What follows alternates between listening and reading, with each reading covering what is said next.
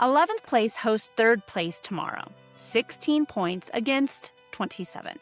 11 points apart in the table. And the math says that this is closer to a coin flip. I ran the numbers this week, 2 different models. One says Portland, the other says Denver Summit. They might even be the favorite. Saturday is going to tell us which model is telling the truth. This is the 5280 pitch, women's soccer at altitude. I'm Kate Hansen. Let's get into it. Tomorrow is not a normal match day. Centennial Stadium is opening its gates for the very first time. Lindsey Heaps debuts with the club where she won a championship. Sophia Wilson's coming home to Colorado wearing the wrong colors, let's be honest. And I was at the stadium yesterday for the first training session on that grass. Fresh audio from Lindsey, from Nick Cushing, and from club president Jen Millet. We're going to get into the numbers, the big occasion, and the 12th player. That's you. So we'll start with the table. And as we start things off, this is a fun birthday episode for me. Today is my birthday.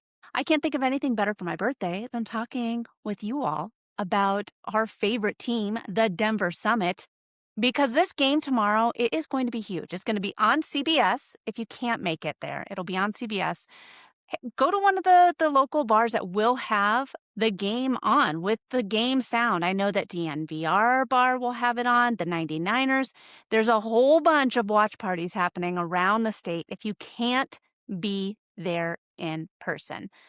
And we're going to get into being there in person because there's a lot to talk about there too. But let's start with the table because I don't like the table. The table is brutal. And I don't think it's telling the full story. Portland is coming in 3rd place. They have 27 points, 8 wins, 3 draws, and 4 losses on the season. Now, Denver sits at 11th place. 16 points, 4 wins, 4 draws, and 5 losses. If you stop listening to the episode right now, you're probably thinking, well, that's a mismatch. No way Denver is going to win. Don't stop here. Keep listening because I'm going to show you why Denver Summit really has a strong chance of winning this game. Here's the thing about the Portland team. It's their expected goal difference. The quality of chances they create versus the quality that they give up. It's negative. Minus 0.6. 11th in the league. Denver's is plus 0.6. So I want you just to think about that. The team that's actually in 11th place has better underlying numbers than the 3rd place team. So how is Portland 3rd? 2 words. Finishing and goalkeeping. The Thorns have conceded 16 goals on 23.4 expected, and that's 7.4 goals over performance. And most of it is Mackenzie Arnold. Here's a matchup that the club's own game notes are billing directly. Arnold versus Smith. This is a league-level goals prevented battle. Arnold sits at 5.4. Smith sits at 5.0. 3rd in the entire league, and she's 2nd in the league in recoveries per 90. This is a battle of the keepers. 0.4 of a goal separate the 2 best shot stoppers so far this season in the game. Whoever blinks first, that's probably going to be the deciding factor for this game. Denver's problem is the opposite one. The Summit have scored 19 goals on 24 expected. 1.4 goals left on the table. 5th in the league in big chances created, 3rd most chances missed. So this is the thing. The attack is generating. It's the finishing that's the problem right now. So I built a simple match model and fed it both versions. And the results-based version, actual goals, says Portland wins about half the time. Denver wins about a quarter of the time. The process-based version, expected goals, where finishing and goalkeeping regress to normal, flips it. Denver becomes the slight favorite at home, and it's roughly a coin flip, even money here. That is the whole game in 2 numbers. If Arnold keeps stealing goals and Denver keeps missing, Portland wins. If Saturday looks like the underlying stats, this is Denver's match to take. And here's what might surprise you about how Portland actually plays, because the reputation and the reality have drifted apart. This is not a team that dominates the ball. The Thorns are 13th in the league in possession at 46.5%, 10th in passes completed, and yet they lead the entire NWSL in clearances per match and in saves per match. First in both. That is the fingerprint of a team that absorbs pressure, clears its lines, trusts its goalkeeper, and hits you on the break. Head coach Robert Villaham is in his first season in Portland, and he was hired from Tottenham back in March, less than 2 weeks before opening day. And he has them at 1.8 points per game, playing exactly that winning way. Denver, by contrast, has held more of the ball this season. We are dominating when it comes to possession at 51%. The Summit will probably have possession tomorrow because that's the type of game that we've been playing all season. The question is whether the possession can turn into goals or opportunities. And when Portland does break, it runs through 2 players. Olivia Moultrie is their highest rated player this season, 5 goals, 5 assists, most chances created on the team.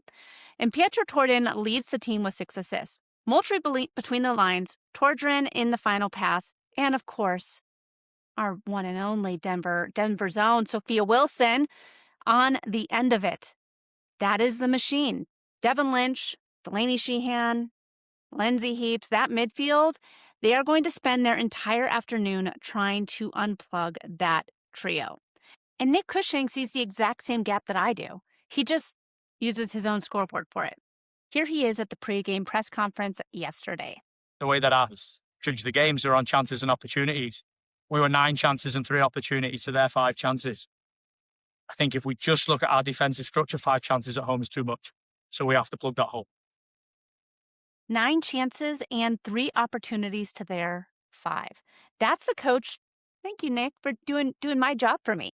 Denver outchanced and outcreated Houston by a mile, and we ended up with the draw because both Houston goals came off of crosses that weren't defended. And here's the matchup problem. Portland is tied for the most set-piece goals in the league. 7. Only 2 conceded. Dead balls and wide service, that is exactly the hole that Nick Cushing is talking about plugging against the team that is best equipped to exploit it. Now, the stat that belongs on the locker room wall, right underneath Ted Lasso's Believe sign, is straight from the pre-match report. Neither of these teams has won a single match after conceding the first goal. Not one. Denver has trailed at some point in 5 matches. 0 wins, 0 draws, 5 losses. Portland has trailed in 5, 1 point from a possible 15. And Portland has scored first in 12 of 15 matches. The timing data says the same thing. The Thorns have scored 6 goals inside the opening 15 minutes. That is their best window. While Denver's worst is the final 15, where they have conceded 5. All right, all you couch coaches, there it is. There's your game plan. Survive the first quarter, land the first punch, and history will handle the rest. One more Portland note before we move on. They are not arriving in form. 2 losses in their last 3. 4-0 in Louisville, sandwiched between a 3-1 loss at Kansas City and a 2-0 loss in Seattle on Sunday in the Cascadia rivalry, where they went down inside 8 minutes and never found an equalizer. Raylan Turner, their most efficient scorer at 0.6 goals per 90, missed the Seattle match with an injury, but the league's pre-match report lists no injuries for tomorrow. So I would say let's all plan on her playing. We'll have to keep an eye on the starting 11. If you're not following me on Instagram, be sure you do that because I post everything as soon as I find out and share it with you. Anyways, Denver's own form is a mirror of the season. 2 wins, a draw, 2 losses in the last 5. We beat Orlando 3-1, won at Louisville, got run off the field by Kansas 3-0 in the first match back from the break. Then Sunday's 2-2 draw against Houston. 3 months without splitting a point. Something about this group forces a verdict one way or another, which feels amazing for tomorrow. Now, the part that doesn't fit in a spreadsheet, sorry, Josh, my husband, I know how much he loves his spreadsheets. Something that doesn't fit in a spreadsheet, it's Centennial Stadium. 12,000 seats, purpose-built, first match ever played there is happening tomorrow. I was out there yesterday, and here's the detail that struck me. The whole staff is coming out today on Friday to do whatever needs to get done to get the building ready. Jen Millet told us this place feels like home because the Summit team designed it, executed it, and built it themselves. And the matchup the schedule handed us for opening day of our brand new stadium, honestly, you could not write it better. Lindsey Heaps, Golden Native, captain of the U.S. women's national team, 178 caps, Olympic gold medal, the list goes on. Against Portland, where she won 2 shields, took home league MVP, and here's a fun detail that gave me all the chills. She scored the lone goal in the 2017 championship final, the match winner. Lindsey Heaps personally won Portland their trophy, and tomorrow she walks out against them in Evergreen, your Denver Summit green. And Lindsey isn't even the only reunion. There's 6 former Thorns on Denver's side tomorrow. Heaps, Yasmin Ryan, Janine Sonis, Abby Smith, Kat Asman, and assistant coach Angela Salem, who finished her playing career in Portland. Half of Denver's spine knows what it's like to be wearing a Portland Thorns jersey. And speaking of Ryan, she has 3 goals, 3 assists, and 6 goal contributions across the last 7 matches. This deserves its own sentence. Yasmin Ryan leads the entire NWSL in big chances created with 11. Not the team, the league. Against the club that drafted her in the Portland Thorns, with Lindsey Heaps arriving to share the creative load, Ryan might quietly be the most informed player on this team right now. And one of the things that was great about being able to go and see the Summit practice at Centennial Stadium, it really made it feel real. That this was their home. This is where 12,000 friends are going to come and cheer on their favorite team. And Lindsey looked like she had been here all season. Cushing told us the hardest part of the integration with Lindsey so far is the little bit in between, the unknown that makes good teams great. And that having Lindsey in that leadership group has just been an accelerant since she arrived. Watching her move players around in drills, watching her communication, watching how the team is responding to her, I believe him. And across from Lindsey, there is still Sophia Wilson from Windsor, Colorado, coming home with a Portland leading 6 goals, a team best 5.5 expected goals, and she just scored the 50th goal of her career just a couple weeks ago. Got a lot of Colorado girls taking the pitch on Saturday. 2 national team players and U.S. national team players. We got a lot of national team players. Janine Sonis for Canada. Anyways, 2 Colorado kids on the U.S. women's national team on the opposite sides of a stadium that didn't exist last month in the shadow of the brand new Broncos training facility.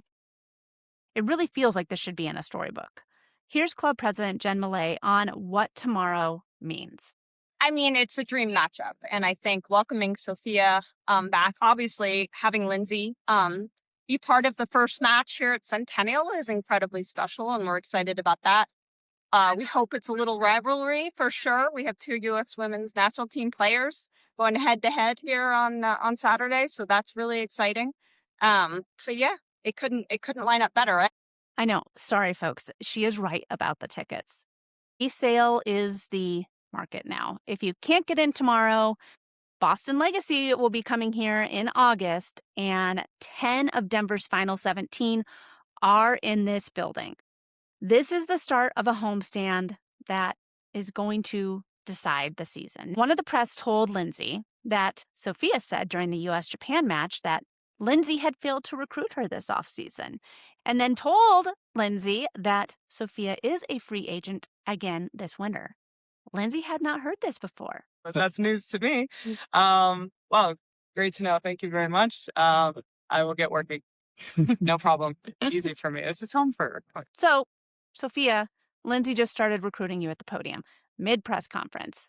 And, fun fact, last week, Kurt Johnson said in his press conference that the club looks for players with, quote, Colorado DNA. There's no more Colorado DNA on the market right now than the forward warming up on the away side tomorrow. Just file that one away for things to keep an eye on. Now, for tomorrow, though, Wilson is going to be a huge problem for us.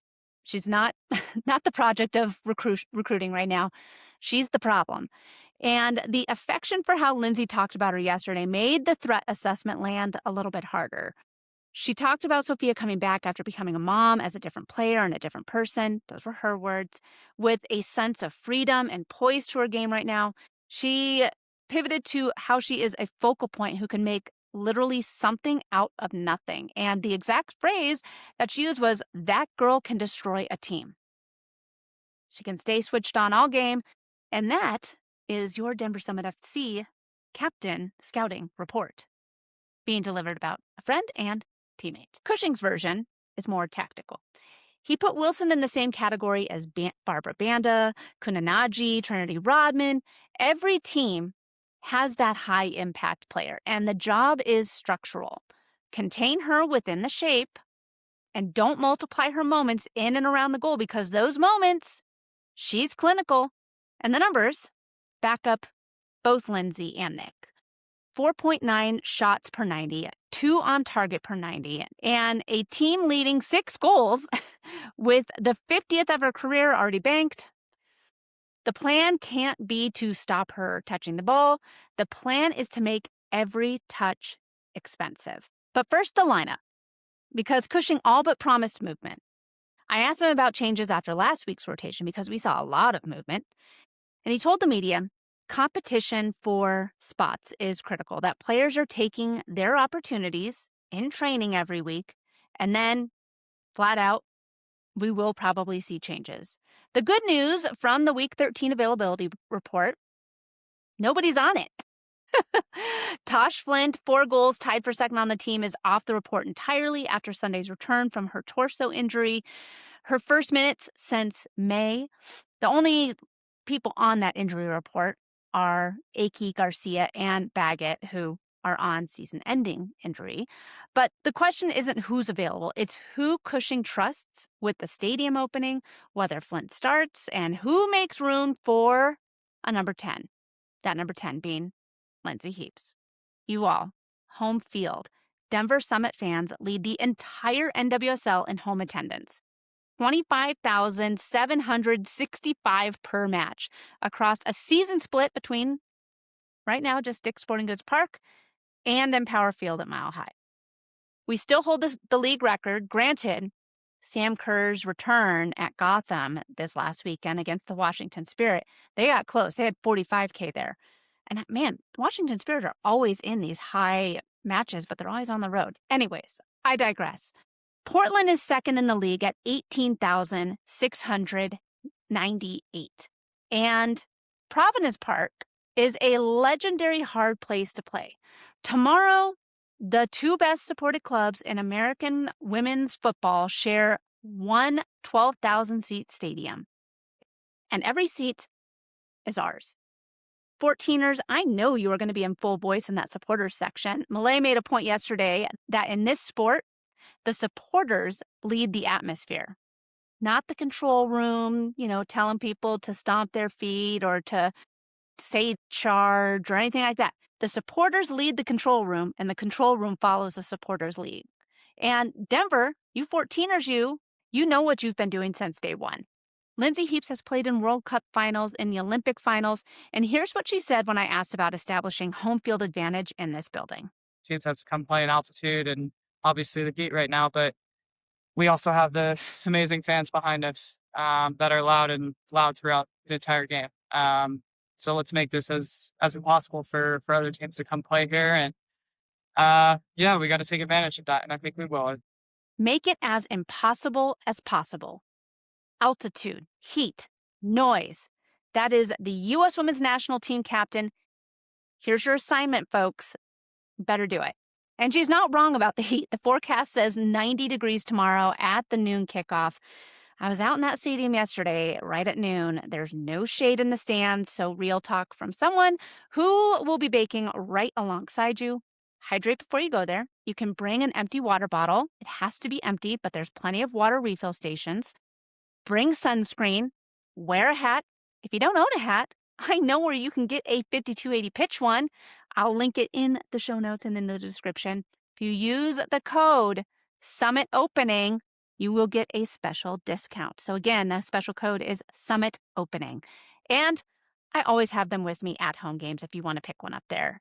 Now, these have been quite the seller. So if you don't have yours yet, well, what are you waiting for? Pick yours up. They look sweet, right? They got the sweet 5280 on the side. Denver supporters, grab yours. Wear your hat tomorrow.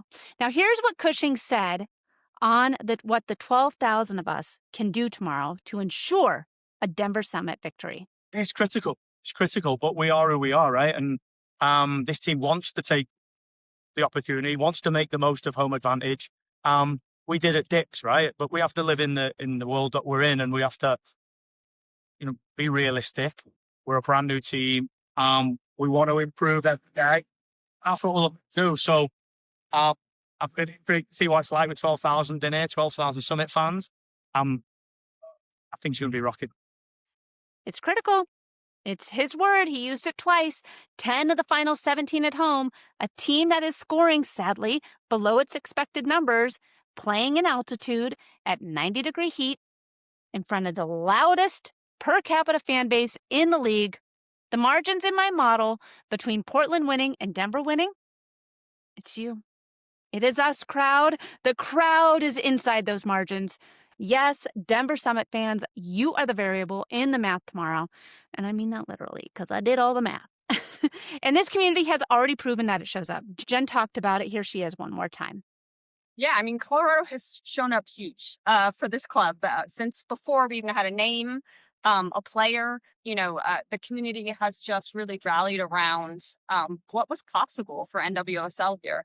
And, the fact that we've sold out matches, after the opening sort of proves that this is not like a blip moment, right? I think this community is here to stay.